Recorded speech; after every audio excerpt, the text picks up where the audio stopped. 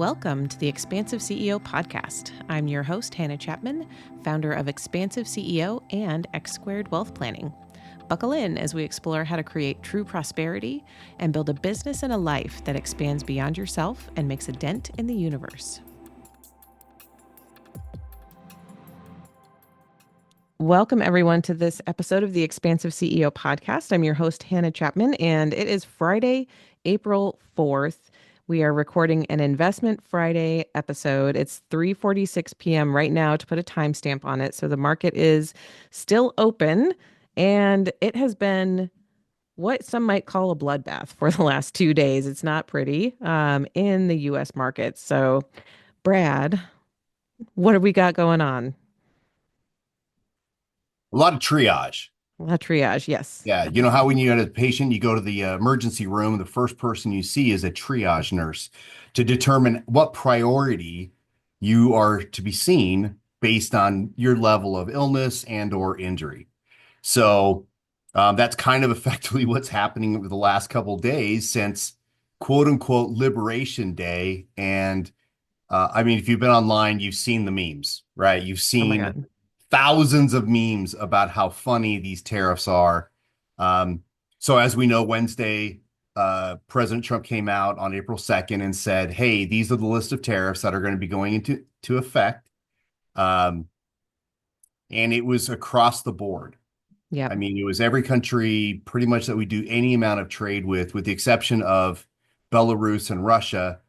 And the purpose for that, they say, is that we don't do any trade because they're already under sanctions. It's not quite true. We do about $3 billion worth of trade with Russia still. So it's still interesting that he didn't tariff those two who are actually enemies to us, but whatever. Well, and then they did tariff the McDonald Islands off of Antarctica, where there is zero people, only penguins. So yeah, that's where the memes are coming from. Like, right. why The are we tariffing McDonald and penguins? Heard Islands are for some reason our trade deficit with them is enormous, and we're going to tariff them. So 10%. Yep. 10%. So that was worse than the market expected. I think that's fair to say. Is that why it's sold off For sure. so much? Is because it was worse? And I'll add here that the language that had been coming out was that it would be reciprocal tariffs, right? And so I think when people were ready to, when the market, when the market was ready to like eat this meal, digest this information, it was that, okay, so if a country is tariffing our goods at a rate of 2%, then we're going to come back with 2% tariffs on that country. Instead, we got a 10% minimum. So with trade partners, I think Colombia is one of the examples. We have a surplus. They buy more from us than we do from them. So there's a trade surplus, and yet they get a 10% tariff as well. Right. And so there was not the reciprocal piece of let's make this work for everyone went out the window, and it was just a blanket. Well, and the way they determined it, from what certain economists have kind of backdoored this situation to figure out how they came up with these tariffs. For example, because Vietnam was 46%. Well, why is Vietnam 46%? Well, what people are surmising is they took the exports minus the imports and then came up with a percentage based on that. So it's not really based on the tariffs that the other country is charging. It's based on the trade imbalance, which is a very different regime than what he had initially announced. Right. And we're going to get to that in a minute, but I want to stick with the what's happening in the market right this moment for a little bit longer. Just so, we can talk about a few other things. One, we talked a little bit earlier this week about the VIX, what's happening with that. That's the volatility index that tells us how freaked out are people right now, pretty much. Right. So what's going on there? So because we've had almost a 10% sell off in 2 days at this point. We're at 9% over Thursday and Friday sell off, or more, depending on which index you're looking at. That's the S&P 500. So yeah, what other underlying things are you seeing right now? Yeah, so the VIX currently is at 43, which again, anything over 40 is a pretty elevated level. And if you're a long-term investor and you can handle downside, this is a good time to add a little bit of, and you have excess cash, it's a good time to start adding a little bit of that money back into the markets and picking up some of these companies that are really, really good, very strong balance sheets, strong earnings. But I wouldn't go too far into them. I would just start nibbling. And the reason why is because these tariffs have thrown a wrench in not just the cost of goods to US consumers and the cost of goods to international consumers. It's also thrown into question a lot of the supply chains. And if you remember back in 2020, we had this really big supply chain issue. Um, and so there are a lot of technology companies like Apple's a huge one that is going to have to deal with this. They had just moved a lot of their production away from China. They still are very, very influential in China, and that's where they make a lot of their goods. But they moved some to India, Vietnam, and Malaysia. Well, those got hit with pretty high tariffs too. So, from Apple's perspective, it's like, okay, what are we going to do from here? And so, to figure out how to most cost effectively produce and distribute, it'll be an interesting time for those companies who are most affected, which technology and pharmaceuticals are some of the most affected companies. They have to figure that out, and they will over time. But in the meantime, there's not a lot of clarity on corporate earnings. And Mm. so when there's not a lot of clarity on corporate earnings, stock investors decide to walk away from their stock positions and wait for a better day where there is a little more clarity. We're in the short term, we've sold off, like you said, we're about 16, 17% from the high. The high was set on February 19th of this year. And we're off about 16, 17% from that high. So we're knocking on the door of a bear market of 20%. Um, Again, if you're a long-term investor, not a big deal. It's a time to buy. Okay. If you are living on your assets, you're pre-retirement or in retirement, it's a little bit of a different thought process that you have to go through. But um, so at this point, because of lack of clarity, my guess is we're going to probably have a short-term rebound, which will be pretty powerful. But you're going to see this trailing off unless President Trump or the administration either changes course or they come out with a different narrative. Somehow they back off on some of these tariffs. So that may happen. You know, certain countries may come to the forefront and say we want to negotiate this, and that might that might cause a market rally because in the short term we sold off so much so quickly it's inevitable to have a powerful rebound. It's also historically accurate that the most powerful market rallies are during bear markets. Hmm. Okay. So it's something that people have to understand is that we can go down 10%. We can go up 3 or 4% on Monday if we do, and then we can still trail off towards the end of the week, right? So it's something that I want clients just to get used to and be aware of that just because we have one day that's really up big does not mean it's over. We have to have a little more foresight into what the earnings of those companies are going to be. Right now, they're in flux. So we have to remain flexible in our investment process. Um, so be patient. You know, a lot of people have tried to maintain diversification, and if you have excess cash, like I said, is start to nibble, not take big bites, just starting to nibble on some of those companies that are solid producers.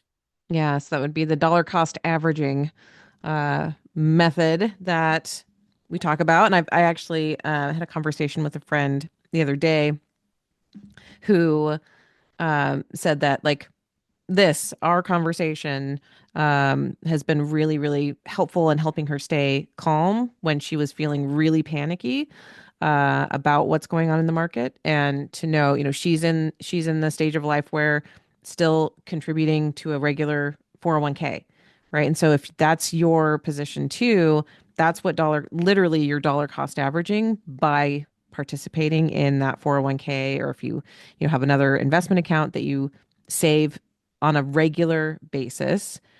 That's exactly what we're talking about. Keep buying, keep putting that money in, keep buying, because this is your opportunity to buy these, again, solid foundation companies at these lower prices, before they inevitably, for the most part, it's not inevitable, but if history repeats itself as it has many times, we will be higher, sometime in the future. Not maybe not tomorrow, right? But 5 years down the Maybe road, not a 10 year years from down the now, road. Yeah. Like but over the span of time, this is yeah, a very good time to continue to buy rather e- than to sell out. exactly, exactly. I mean, lots of things can change, and just 3 months ago we were in a bull market, so we have to keep the perspective that currently, uh, quote unquote, the damage being done is actually right now narrative and perception because of the tariffs that are being applied. Well, if those tariffs are removed, or if the threat of those tariffs are removed, then the economy is actually pretty decent. Okay. Still. Right. Now, everybody right now is forecasting. They're forecasting 3 to 6 months out where these tariffs are applied, inflation has gone up, economic growth has fallen quite a bit, if not into recessionary territory. And so it's these things that you just kind of have to think about a little bit. That said, why are we going down? Let's Why? talk a little bit about tariffs. Let's talk Okay. about tariffs because truly, like you said, we were in a bull market, a pretty hefty one just a few months ago. And this is the only major narrative change, the only major material change, really, to the market as well, are these tariffs. Correct. Uh, for better or worse, Trump owns what's going on right now in the markets and in the economy. Okay. So it's going to be a problem. Either he's going to take credit for it, whether it's good or bad, right? So it's something he's brought these tariffs about to address what he believes are grievances in the trading system, where he believes a trade imbalance is unfair to the U.S. consumer or the U.S. companies. It's just unfair to the U.S. That's what his perspective is. Um, so he believes tariffs will help correct that. It will help bring manufacturing jobs home. We'll start to make a lot of our goods here in the United States in preference to foreign made goods and all the like. Um, so uh, his understanding of tariffs is pretty flawed if you look at history. The evidence does not bear out that tariffs actually cure trade imbalances. They don't. They all they do is worsen them. Okay. So what it does is, and I'm going to make a really simple example to help explain to people what a trade deficit is, because we hear that term a lot, but Right. for those who aren't steeped in economics, it's not going to make any sense, No, right? and the narrative that's being spun off of it. So this was an important thing that I wanted to cover today, because the narrative that's being spun is that America is always being taken advantage of. We're always getting the raw end of the deal. We're getting the short end of the stick, right? These are all of these euphemisms are things that we hear, that the trade deficit, we don't even they don't even talk about what that actually means, but the trade deficit is putting us at a disadvantage as Americans. Yeah. And so, if it's so egregious that we have to do something about it, and it's time, right? So that's the narrative that's being Mhm. pushed as to what's going on. And so that which didn't make any sense to me. which incidentally fits perfectly with the 1970s and 1980s Democrat. Interesting. So everybody listening, I just want to let you know this is not a political statement, but his economic policies are more akin to the 70s and 80s Democrats than being Republicans. So take that for what you will. That's just history. Right. And So the what a parties trick. have flipped many times Yeah, yeah, many over the times. over the Um, hundreds of years.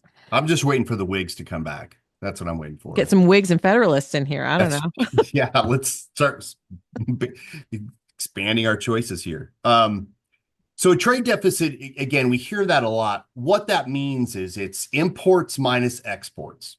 Okay, so the amount of goods, the dollar value of the goods we import from foreign countries, and subtracting the amount of goods and services we export to other countries. So there's that net balance. And for us in the United States, we bring in a lot more goods than we export. Okay. Now, here's a simple example from our lives. Okay. One is when you go to the grocery store and you buy groceries. Okay. You have a trade deficit with your grocer. Okay. He's giving you goods. You're not giving him goods back. Right. I'm not selling anything to Kroger. No, They're selling a no. lot of stuff to me. Right. Exactly. So it's a trade deficit. You have a trade deficit with your grocer. With your employer, though, where you go, you have a trade surplus, right? Because you spend time there. You're not really giving goods to your employer to get back cash in terms of a salary, wage, bonus, any of the ways you're compensated. So that's a really simplistic example of how that works. Now, what what President Trump and his administration are trying to do is say, okay, well, you may be a financial advisor, but why don't you go work at Kroger's and they'll pay you in food. So you give labor and they'll give you food. Okay. Mm, That's not exactly how the world works. We right. rely on other people. So why does the United States have a huge trade deficit? Let me explain a little bit about the history of how this has come about. We used to make a lot of our goods here in the United States. Okay, manufacturing was one of our biggest places. But what happened was, as our standards of living came up and our average compensation came up, it became less cost effective to make to make commodity type goods here in the United States. So, for example, a shirt. We used to make a lot of our shirts here in the United States. Okay. But it became too expensive. So, what we did is we went to China or we went to Mexico or we went to Vietnam where they put them together. Okay. Because their labor is very inexpensive relative to the US. Now, what stays in the US? Well, if the company is US based, a lot of their designers and accountants and salespeople are in the United States. So, the United States is what we call a knowledge based, skilled economy. People in Vietnam, Malaysia, Mexico, China, because they have a surplus of labor, they do that job for far less than a United States worker would do. Okay, would do it. In fact, if we started bringing all our shirt production back, we would not be able to find United States people to fill those jobs because they would not be able to afford their bills. Okay. Right. Yeah. That's, well, I heard someone describe it as the US has a lot of mouse clicky jobs, and people Yeah. want mouse clicky jobs. They don't want manufacturing floor jobs. No, and we're a knowledge-based, skill-based environment, right? So you have people that are highly skilled. We have a lot of engineers, we have a lot of designers, we have a lot of doctors, we have a lot of researchers. We're a skills-based economy. The jobs that were kind of low skill manufacturing, we outsourced, okay? Because honestly, those don't provide a standard of living to which the United States citizen would like. They just don't, okay? So Now what we're doing with these tariffs is effectively is eliminating that cost advantage for Vietnam, China, and all that. So what's going to happen is effectively we're not going to make shirts here in the United States. We're just not going to. It's not it's not value added enough to make it worth our while here in the United States. So what's going to happen is now our shirts are just going to be more expensive. Okay. Right. Now, why wouldn't stuff come back to the United States? Or well, so anyways, we've made a lot of the cost of goods expensive. So there's tariffs are like a sales tax. Okay, I want people to don't think of it as a tariff, think of it as a sales tax. Right. Now, a company could eat or pay for part of that sales tax, or or they can pass on part of that tax cost to you as a consumer. You're not going to really know. It's just going to be the price and it's going to be embedded in the price. So as a consumer, you're not really going to see it. You're going to just feel the impact when it's more expensive than it was last year. Okay. Now, this inflationary impact is only one to 2 years worth of inflation. And honestly, tariffs have been shown over time to lower inflation, not necessarily for a great reason, because what it does is it shrinks the household's ability to consume and to spend money. It shrinks the amount of income. Right. Okay. So when all of a sudden we import less because we're not buying as much, but we're also not buying that much more of domestic production either. We're just not buying as much because now we have higher inflation and our wage growth hasn't kept pace with it. So again, we're a little bit in the hole from a lifestyle standpoint. Yeah, and I wanted to do an example too of this to, and I think Vietnam is a really good example to stick with as we talk about this because we can see like let's see, United States Trade Representative.gov, right? Tells us exactly what our trade quote unquote imbalance is with Vietnam, right? It says US goods exports to Vietnam in 2024, just last year, were $13.1 billion. That's up from the previous year. So that was even higher than it had been, but 13.1 billion from the US to Vietnam. US goods imported from Vietnam to the US totaled 136.6 billion. Mhm. So they sent us 136.6 billion. We sent them 13.1 billion in goods imported and exported. So that is what brings us to when we talk about like where did this calculation come from? I'm actually going to share this, right? So this here shows the tariffs. It says tariffs charged to the USA, and the chart that came along with it was also tariffs charged and currency manipulation and other barriers to trade is what Trump's big giant poster board said, right? So it's calling that 90%, that there's a 90% tariff right now from Vietnam onto the US. And we know, so like you were saying, the economists are like they're not. Vietnam is not tariffing United States exports at 90%. So where is that number coming from? It's exactly what you're saying. It's imports minus exports or exports minus imports divided by exports. That's the math that came out. So 136 billion minus 13 billion, right? 90%. That's it.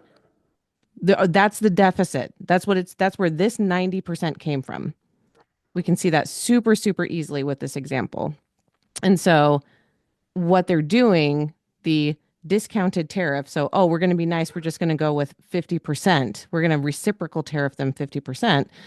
So now we have a 40% tariff on Vietnam's goods. So that $136.6 billion worth of goods that came over from Vietnam in 2024, when US buyers buy that, it's now going to be 46% higher to the US consumer, that price. And so for no actual reason, because Vietnam isn't tariffing us at 90%.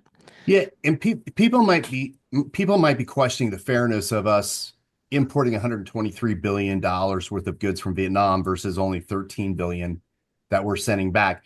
Here's the thing is in the United States, the things we make are very high tech and very expensive because who produces them? A lot of these skill-based workers, right? So they are expensive, they're value added. They're really important and fantastic products and services, but they're more expensive. So the Vietnam GDP per capita, meaning this is how much they on average make per person, is $3,700 a year. Wow. Yeah. So at $3,700 a year, how many things do you think they can afford of US goods? Not many. They can't. They're not developed enough. It's still an emerging market. They don't have the wherewithal financially to afford a lot of the stuff. They're not going to be buying planes from Boeing that Right. much, right? So it's important to understand that just because a country is poor, they're almost always going to have a massive trade imbalance with a developed country like the US or the UK or Europe or one of those. Um, so it's important to understand that dynamic because Yeah, because what's the average salary in the US as comparison? I think it's like 40 or excuse me 54. Hold on. Okay, so the median, the average, these are two different numbers. The average is 63,795. The median, which is a little bit less because it's, they take away the outlying numbers, is $59,000. Yeah, so So, 59, $60,000 roughly. right, compared to what did you say for Vietnam? 3,700. 3,700. So there's literally no way someone making 60,000 or someone making $3,700 can spend the amount that someone making $60,000 is Right. going to be able to spend. There's just like the math is so clear. Well, so I'm going to go back to free market economics right now. This is what economists have envisioned forever. A free market economy where you have minimum trade barriers, right? Countries that have a cost advantage or a comparative advantage in producing goods can produce that good cheaply and better than other countries can. And they take that on and they start to sell to all these other countries. Okay. Whereas countries like the US, UK, Europe, because we have such highly skilled individuals, we tend to make those products that are very complex, expensive, but very complex and need a lot of technological know-how to make. And other countries will buy from us. So everybody has their own like comparative advantage, these these skills or these cost advantages that help us focus and become the best in the world at that one thing. And I think that's been lost in the narrative. I mean, one of the things that I hear is it's unfair that the US has been taken advantage of. And what I would like to say is, well, if you look at the US economy's performance over the last 50 years, I would really doubt there's any amount of evidence to show that the US has been suffering economically speaking. In fact, what you'll find is US exceptionalism, where we have outgrown everyone with the exception of maybe China as they were developing from an emerging market to a developed market, and same with India. But we're still one of the top growth aspects. Now, do we have other issues with our debt? Sure, we do. But tariffs won't help with that. Tariffs will actually just inhibit trade. In fact, I've read a couple of reports that certain foreign companies have thought about just cutting ties and not sending their goods to the United States because they just don't want to deal with the tariffs, and they'll just sell them to other people. And that's the problem Right. is if you have European companies that sell to the US right now, And if they say, you know what, it's just too expensive and too much of a hassle, we're not going to worry about the United States. We'll sell more to China. Okay, so now China has more power in the EU than the US does from a policymaking standpoint. Is that really the look we want to do? My guess is no, but I don't think the Trump administration has really thought about that implication. Right. And I believe that's also why the markets are taking this as hard as they are, right? Because there are a lot of people, a lot of economists, a lot of people around the world that are looking at this and saying it doesn't make sense. It's not the certainty still isn't there, right? It's still so unclear. The tariffs don't even technically start till tomorrow. So who knows what he's going to come and say tonight or tomorrow on Saturday, or like the clarity's still not there. And at this point, when it we keep getting like yanked around, there's only so much that other countries are going to deal with before they're like, no, we want off this merry-go-round. Yeah, I mean, I think that's true. I think the way he communicates, unfortunately, communicates these policy changes, actually hurts his intent of getting the policy done and getting everybody on board. Um, I think if he came out and said, "This is what I'm going to do, starting this day," even if the markets didn't like it, they could still run with it, and we could still, adjust to that new reality. But the start stop, the maybe, maybe not, threatening things, not threatening things, and it's it's um it's actually somewhat of a problem when it comes to making plans, because if you can't make plans as a business, you can't grow. Right. If you can't grow, you can't earn more money, which means your business stalls out. That's kind of where all businesses find themselves today if they deal with any amount of international trade.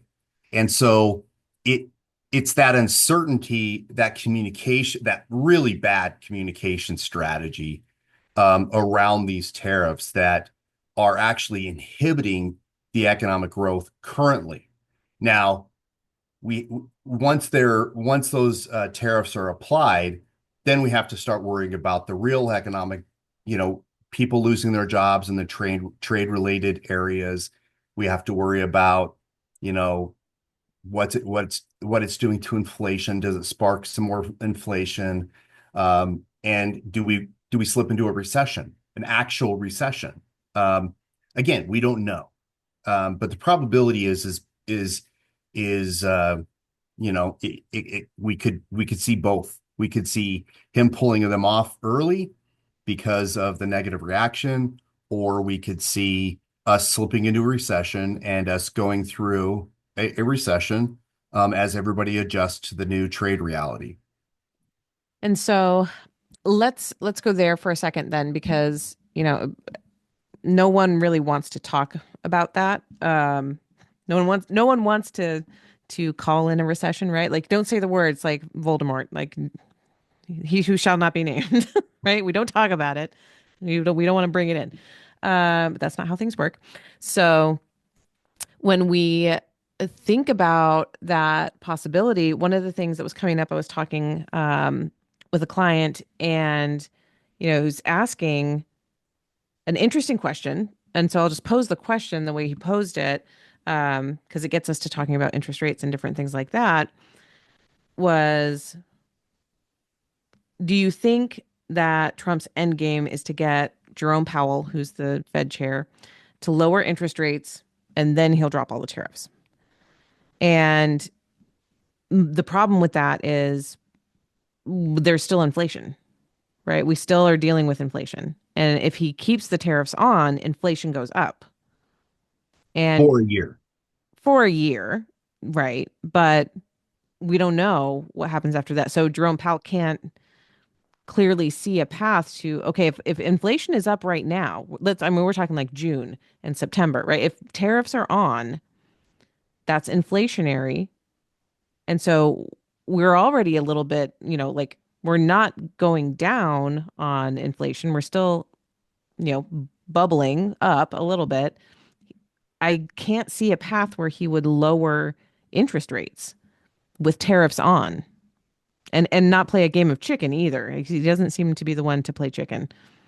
No, I mean, so one, I'll describe what I think is going to happen, and then we'll talk a little bit about that. And I think that'll answer that question. One is tariffs over a longer period of time actually cause disinflation. Okay. They contract inflation. Now, why would I say that? Well, initially, that first 1 year or 2 years, it causes like there's a price bump, right? The second thing is after that year, we have something called the base effect, which means we have already incorporated that inflation. So going forward 2 years out, the inflation returns back to normal and may even drop further. Okay. Secondly, so that's the base effect. Secondly, is long-term inflation expectations are actually very well anchored, which means they're around 2 to 2.5%, and those haven't changed very, very much.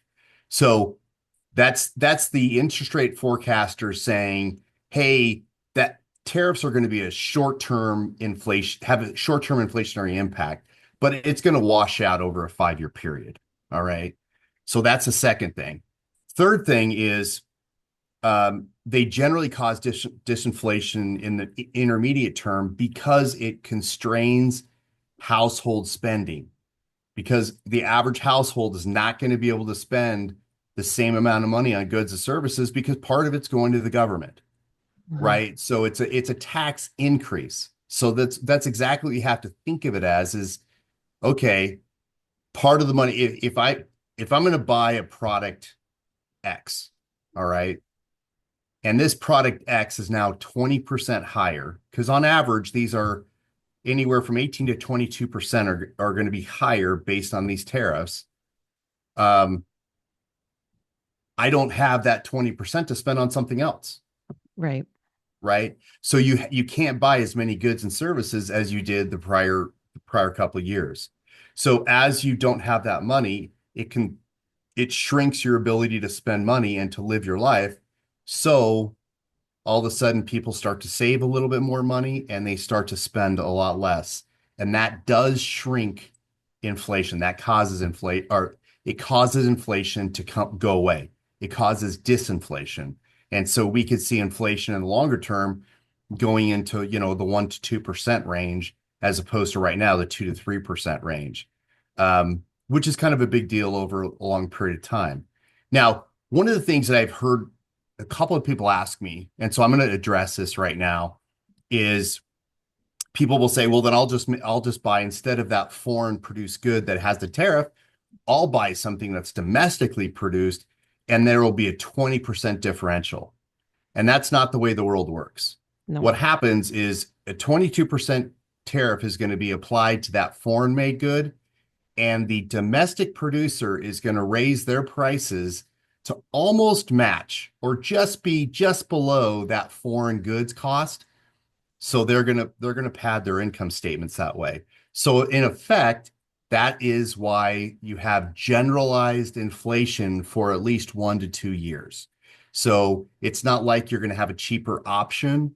I mean, it will be cheaper, but not 22% cheaper. Right.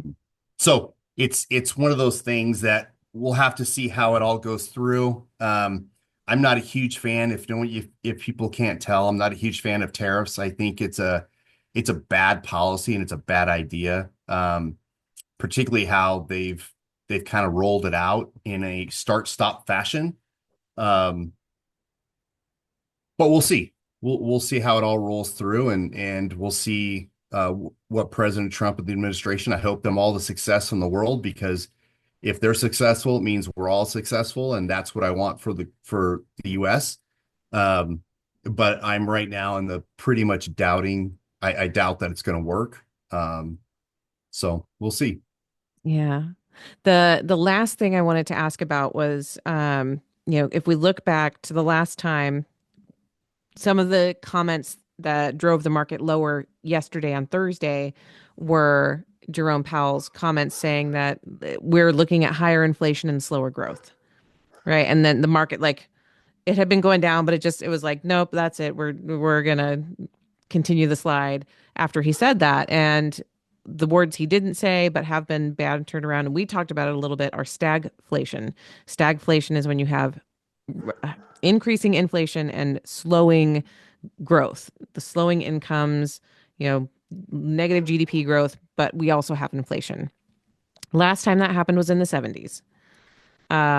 So, you know, it's mostly our older Gen X and baby boomers and silent Gen that would have been experiencing the effects of stagflation in the 70s, the long gas lines, all of that.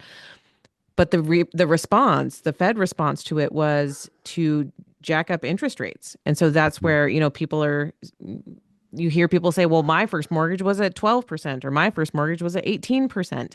Yeah, because the Fed had interest rates up at 18 to 20 plus percent in the 1980s to battle the stagflation that we were experiencing. So if we do experience that again, what is not that we have a crystal ball, but what might happen with that? Like, would the Fed increase interest rates again? We just went through the highest interest rate period we've been in 2 decades at this point, right? Just recently. And we're still coming down off of that. But yeah, I mean, is there any chance that stagflation would cause high interest rates again? I don't think so. I think that's pretty doubtful. Um, One of the things in the 70s that really set it off was we had a massive contraction in a supply chain. Mm, And so, and at the time, oil or energy, we call it energy now, but back then it was just oil and gasoline. Um, we had a massive contraction in supply. All right. And then we had excess money growth. And those two things combined to have higher inflation, much like we did coming out of COVID, where we had really high money supply growth, and we had a really tough money, or we had a really tough supply chains, it was hmm snarling up, right? So that's what caused that inflation spike. Today, I don't think we're there. I think the Fed is going to look through the next 12 months for the tariffs. I don't think they're going to do anything. I do think that they're not, unless economic growth continues to surprise on the downside. I just don't see them raising interest rates, um, or excuse me, lowering interest rates too much. If they start to see a recession, they will start to lower interest rates. Now, that's not my base case. My base case is we kind of bounce along zero in terms of real GDP growth, and inflation is somewhat muted between 2.5 to 3.5, maybe up towards a 4%. And then over the next year or two, it drops back to the 2.5% range. That's my base case. However, I will say that the probabilities of recession have been growing. hmm They've gone from 10% to about a 35 to 40% probability, based on a number of different banks. So that probability growing. If we do go into recession, then the Fed will be forced to drop interest rates no matter what inflation is doing, particularly if long-term inflation expectations are still pretty muted. Um, Okay. he's not going to worry about it too much. I don't think we have the ability because, again, this tariffs constrain aggregate demand, and because aggregate demand is shrinking, I just don't see the impetus for that really high inflation rate. In fact, I think if anything, we might slip into uh, pretty bad disinflation 2 or 3 years out if this policy is not changed in some way. Okay. Well, we don't really have any better news to report on today. So we're gonna leave it there, and hopefully, for everyone who's listening, there was something in there that at least felt like, okay, we can be grounded and like not panicky, right? That's the goal, is that we keep you informed. I don't believe in, I used to, where I worked before, our chief economist would come out with, it was basically always just like, it's okay, stay the course. It's okay. Like no matter what was happening, this was through COVID. It's okay, stay the course. And while I feel like, yes, we've said that, we have used, similar language, I don't think it's helpful to not actually talk about things more broadly and more deeply. So hopefully this information at least gives you some of the why, some of the what's happening, more information about it than just hold on, you'll be fine, right? 'Cause I don't like that personally.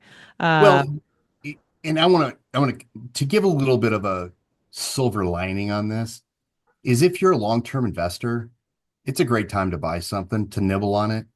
Two, this was all caused because of one policy. That policy could change. And this president has, in his first term and in this term, he has a tendency to do a 180 really quickly. right, So what may be cheap today may not be cheap 3 to 6 months from now. right. We just have to wait and see. Right. So there we go. We've got our silver lining. Um, and if you have any questions or any comments, or yeah, anything that you're wondering about, anything that you're worried about in the economy, send us a note. You've got all of our contact information down in the show notes.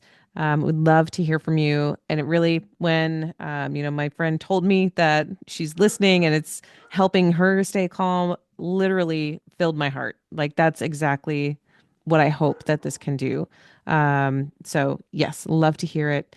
And hopefully next week we have a more clarity, better week. Who knows? We'll see. We'll see what happens next Friday. Thanks for being here, everyone, and see you next week, Brad. See you. That's it for this episode. Thanks for listening, and be sure to like and subscribe. And again, if anything resonated with you from this episode, I would love to hear from you. Email me at Hannah, HANNAH, at expansiveceo.com and tell me about it. And if you're ready for your greatest expansion, you can find ways to work with me at expansiveceo.com and at x2wealthplanning.com. That's X, the numeral 2, wealthplanning.com. So until next time, remember that there is enough, you are enough, and your birthright in this lifetime is to be expansive.